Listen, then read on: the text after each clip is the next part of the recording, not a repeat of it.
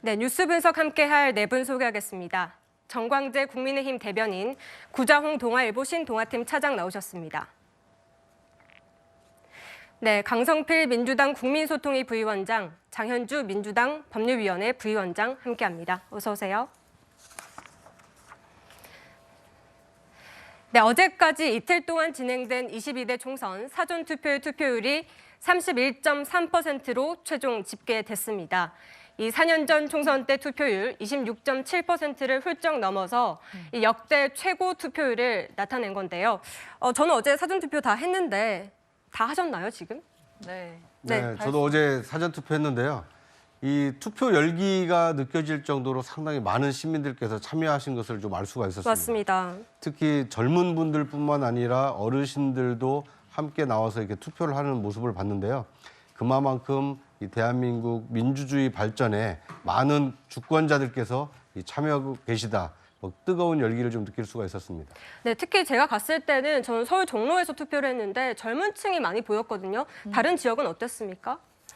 네, 종로가 서울에서 가장 높은 투표율을 보였고 역대 어떤 투표율이 그대로 좀 나타난 것 같아요. 그러니까 뭐 전남, 전북 그리고 뭐 광주 같은 호남 지역에서 높은 투표율을 보였고 또 이제 대구 같은 경우는 좀 낮은 투표율을 보였죠. 그래서 저는 이제 개인적으로 생각했을 때는 서울 지역도 생각보다는 좀 낮았던 것 같아요. 예, 그래서 조금 아쉬웠던 부분이 있고, 근데 저희 민주당 같은 경우는 김민석 그 총선 상황실장이 사전 투표율을 정확히 맞췄어요. 그러니까요. 네, 그래서 화제가 되고 있죠. 그러니까 이분이 31.3% 정도를 예상을 했는데 실제는 뭐 31.28 거의 정확히 맞춘 거죠. 그래서 네. 이분이 확실히 선거 상황실장을 오래 조순 뭐 시장 때부터 해봐서 그러신지 확실히 선거 전문가이긴 하다. 그래서 이러한 흐름이 어쨌든 간에 투표율이 높았다는 것은 역대 민주당에게 유리하게 작용했기 때문에 민주당도 상당히 기대하고 있는 분위기입니다. 제가 그 점이 좀 궁금했는데 이제 민주당의 목표치가 31.3%였던 거잖아요. 그런데 어떻게 그렇게 정확하게 맞출 수 있었는지 그 배경을 좀 아십니까? 저는 이제 개인적인 생각으로 뭐 네. 우리가 소위 이런 말까지 하는 건 많이 뭐 봉사 문고리 잡았다 정도로 대충의 어떤 우연의 일치다. 흐름이라는 게 있는 거죠. 그래서 뭐 우리가 많은 전문가들이 사실 숫자 뭐 1, 2%의 차이지만 대선보다는 낮고 지난 총선보다는 높다라고 예상을 했기 때문에 네. 하여튼 그 정도 수준으로 해석하면 될 것 같습니다. 이번에 높은 사전 투표율은 사실 국민의힘 지지자들이 만든 겁니다. 네, 그렇게 김민석 상황실장이 31.3%를 목표치로 내걸었지 예상치를 한 건 아닌데 네. 국민의힘 한동훈 비대위원장을 중심으로 모든 후보들이 사전 투표에 임했고요.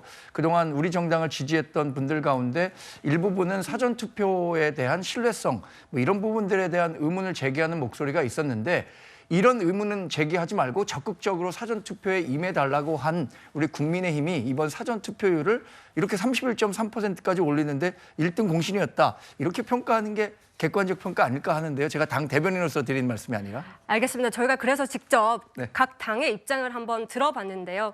지금 총선 역대 최고 투표율을 두고 여야가 각자 서로가 유리하다고 해석을 하고 있습니다.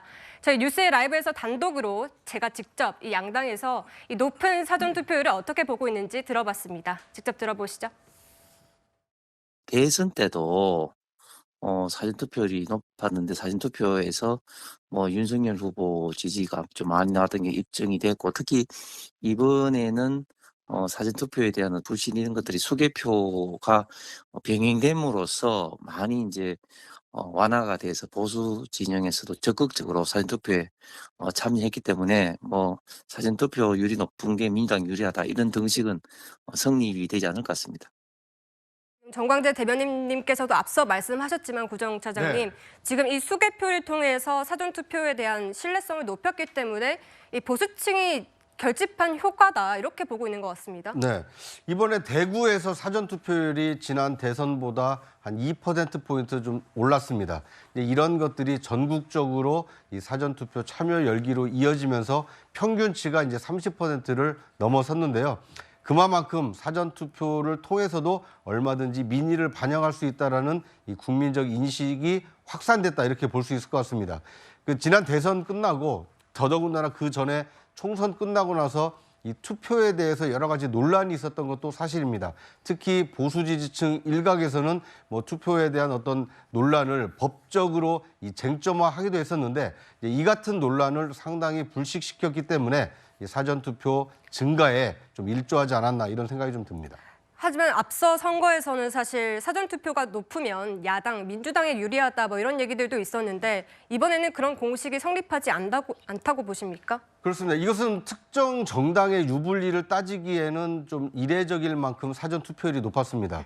그러니까 일반적으로 사전투표를 많이 하는 분들은 투표율을 높이기 위해서는 미리미리 투표를 해야 된다. 그렇기 때문에 어떤 투표할 이유가 분명한 집단이나 어떤 세력이 사전투표를 많이 한다. 이런 것이 일반론이었는데 이번의 경우에는 전국적으로 고르게 사전투표율이 증가했고 30%를 넘겼다는 것은 특정 정당이나 특정 지지 세력만 가지고는 이렇게 높아진 이 사전투표율을 설명하기는 어려운 점이 있습니다. 더더군다나 이번 총선의 경우에는 이 국민의힘의 경우에는 이재명 조국 심판론, 이른바 2조 심판론을 내세우고 있고 야당에서는 이 정권 심판론, 윤석열 정권 심판론을 내세우고 있기 때문에 양쪽 모두 상대방을 심판하기 위해서는 투표를 해야 된다. 이렇게 독려를 하고 있는 상황이었기 때문에 특정 어느 정당이나 세력 때문에 투표율이 높아졌다. 이렇게 보기에는 좀 어렵지 않나 하는 생각이 듭니다.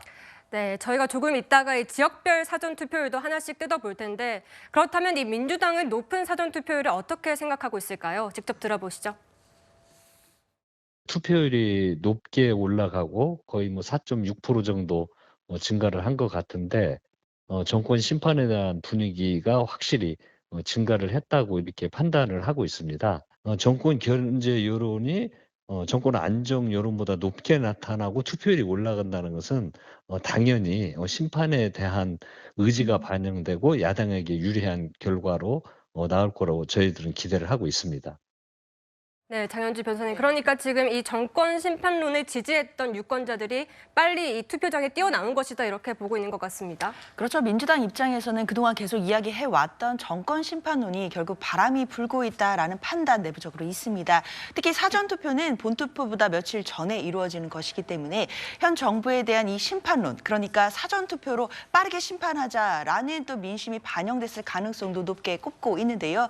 물론 이 부분이야 사전투표함을 열어봐야 과연 어느 정당이 웃을 수 있을지는 마지막 총선 당일날까지도 가봐야 알겠지만 적어도 이제 앞으로 이야기를 하게 될 지역별 사전투표율을 비교해 본다라고 한다면 사실상 이제 민주당의 텃밭이라고 할 수 있는 호남 지역, 특히 전남 지역에서 사전투표율의 열기가 굉장히 뜨거웠던 것 확인할 수 있습니다. 그렇다고 한다면 일단 그동안 얘기가 되었던 통념상 사전투표율이 높다면 민주당 계열의 정당에게 더 유리하다라는 통념이 이번에도 어느 정도는 작용했을 가능성도 분명히 있어 보입니다. 알겠습니다. 말씀하신 이 지역별 사전투표율 저희가 한번 짚어보도록 하겠습니다. 이 전남이 41.2%로 가장 높게 나왔고 이 대구가 25.6%로 가장 낮게 나왔습니다. 특히 전남의 경우에는 지난 총선과 비교해도 이 40%를 넘겨서 매우 높게 나타났는데 강성패 위원장님, 이번에 왜 이렇게 높게 나타났다고 보십니까?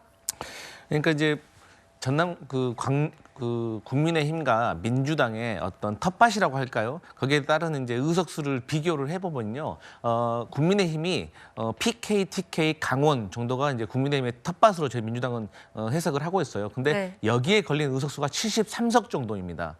그런데 이제 저희의 어떤 민주당의 텃밭이라고 이제 분석되는 곳이 전남, 전북, 광주, 호남이죠. 제주까지 하면. 근데 여기가 이제 한 31석 정도 되는 거예요. 그렇기 때문에 저희가 의석수에서 확연히 밀리는 거죠. 그렇기 때문에 어쨌든 텃밭에서라도 최대한 의석수를 많이 확보를 하고 그 비어있는 그 밀린 어떤 격차만큼은 수도권에서 또 회복을 해야 되기 때문에 저희 텃밭에서부터 그렇게 높은 지지율이 역대 계속해서 있었다. 그렇게 해석하고 있습니다.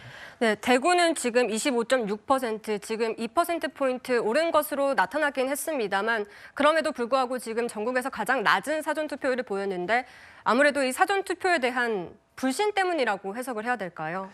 뭐 불신까지는 아니지만 그동안에 보여왔던 그 흐름이 이어졌다고 봅니다. 네. 전남 광주 지역은 글쎄요, 뭐 지역별로 정치적 고관여자가 얼마나 많냐, 뭐 객관적인 통계는 없겠지만 체감적으로는 굉장히 그 정치에 관심이 많은 분들이 많죠. 그동안 여러 선거에서도 높은 투표율을 보였던 곳이 이제 호남 지역이고, 반면에 이제 TK 지역은 높은 호남 지역에서의 죄송합니다. 높은 호남 지역에서의 사전 투표율을 보고 이것에 좀 긴장해서 본 투표에 결집하는 양상을 보였었는데 이번에도 그런 큰 흐름이 이어지지 않을까 생각합니다. 그러니까 TK 지역은 아마 본 투표에서 상당히 높은 참여율을 보이면서 전반적인 투표율을 평균 수준으로 끌어올릴 거라고 기대하고 있습니다. 네. 네. 말 그대로 이제 사전 투표는 본 투표에 앞서서 이 사전 투표를 할 수 있는 이제 또 한 번의 기회를 제공을 한 것이고요. 앞으로 사흘 뒤에 치러지는 4월 10일 본 투표에서 전체적으로 투표율이 얼마만큼 높아질 것이냐, 이것이 여야 유불리를 크게 가를 수 있기 때문에 어디까지나 사전 투표율이 높아진 것이 특정 정당의 유불리를 나누기에는 좀 이르지 않나 하는 생각이 네. 듭니다.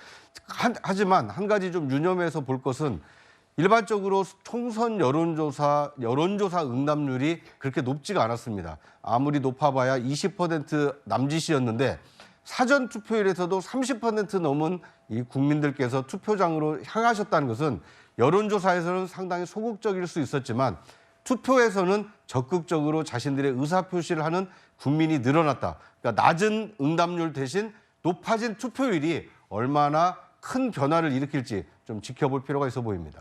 저희가 지난 방송에서도 샤이보스를 얘기하지 않았었습니까? 그 샤이보스가 이번에 사전 투표는 물론이고 본 투표에서 제대로 결집을 할 수 있다 이렇게 보시는 거군요. 그렇습니다. 뭐 샤이 보수뿐만 아니라 뭐 샤이 그 야당 지지층도 있을 수 있는데요. 그러니까 여론조사라는 것은 전체 국민의 어떤 유권자 분포를 성별, 지역별, 연령별, 소득별, 이념별 굉장히 표준화된 국민의 샘플을 만들어서 이제 여론 응답에 따라서 이 결과치를 나타내는 것이고요. 투표의 경우에는 투표장에 나간 국민이 전체 모수 100%가 되는 겁니다.